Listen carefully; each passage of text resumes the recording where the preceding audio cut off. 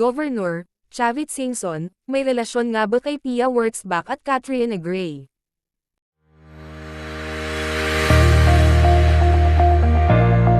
Matapos manalo ng Miss Universe ang dalawang kandidata, ay maraming naglabasan na isyo tungkol sa di umano'y may relasyon si Chavit Singson kina Pia Wurtzbach at Katrina Gray. Sa panayam nga ni Chavit ay nilinaw niya ang lahat ng mga isyo na binabato sa kanya at sa dalawang Miss Universe.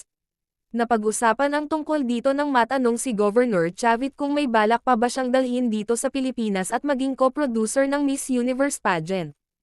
Pagsisimula niya, iniimbita nga ako every year, pero hindi lang ako makapunta dahil busy ako, sabi ni Gov Chavit na nag-sponsor sa 65th Miss Universe na ginanap noong January 30, 2017, sa SM MOA Arena, Pasay City. Sa tanong kung bakit hindi niya binili ang franchise ng Miss Universe, hindi na nga kailangan dahil ibinibigay naman sa akin, basta ikaw, sabi sa akin. Hindi na kagaya noong araw na may down payment, may guarantee. Basta ikaw ang hahawak, bigyan ka pa namin ng discount, sabi sa akin. Hindi kagaya noon na nag-a-advance ako ng 12 million, aniya pa. Patuloy pa niya, sinabi ko naman, yun kasing company ko, ibinibigay ko sa kanila kung may project. Ang sabi sa akin, maganda para sa ating country, but maaaring malugi ka or kumita. Pero kung $1-2 million lang ang nalulugi, okay lang sa akin para lang dumami ang turista natin. Pero ang ginastos ko, hindi lang 12 million.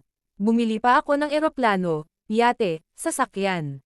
So umabot ng $20 million, 1.2 billion pesos, revelasyon pa ni Manong Chavit.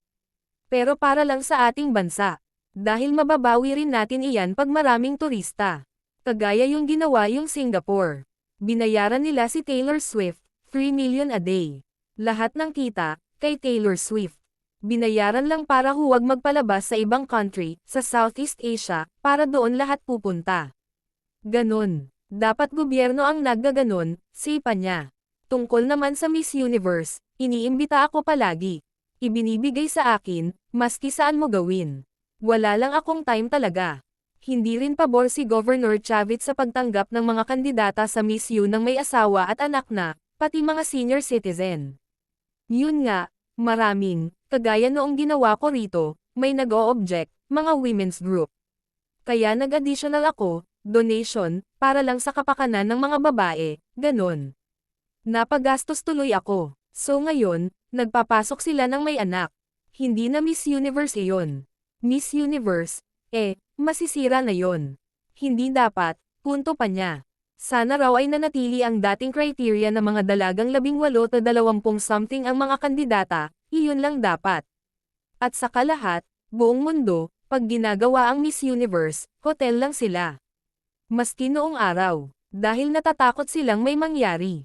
International issue. Pero nung nakuha ko, hindi ko sinasabi sa kanila, nilabas ko lahat.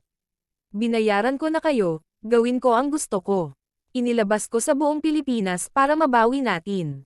Ipinakita ko lahat ng magaganda sa Pilipinas. Then after that, sabi nila, the most successful Miss Universe, Philippines. Aniya pa na ang tinutukoy ay ang Miss Universe 2016 pero January, 2017 na ginanap sa bansa. Delayed yun dahil walang may gustong mag-finance noon, noong 2016. Kaya 2017 ginawa. Tapos na ang term ni Pia Wurtzbach noon. Kaya noong nilabas-labas ko si Pia, dinala ko sa Las Vegas, nagpunta kami sa New York, doon sumikat naman si Pia, pahayag pa ni Gov. Ito ang isa sa dahilan kung bakit nalink sila ni Pia pati na kay Miss Universe 2018 Katrina Gray. Kaya ang sundot na tanong sa kanya ay kung totoo ang naglabasang chismis noon about them. Hindi naman, wala naman yun. Nahihiya naman ako, mga kaibigan lang. Ayaw kong mag-take advantage. Marites iyon. Ang nakangiting sagot ni Manong Chavit.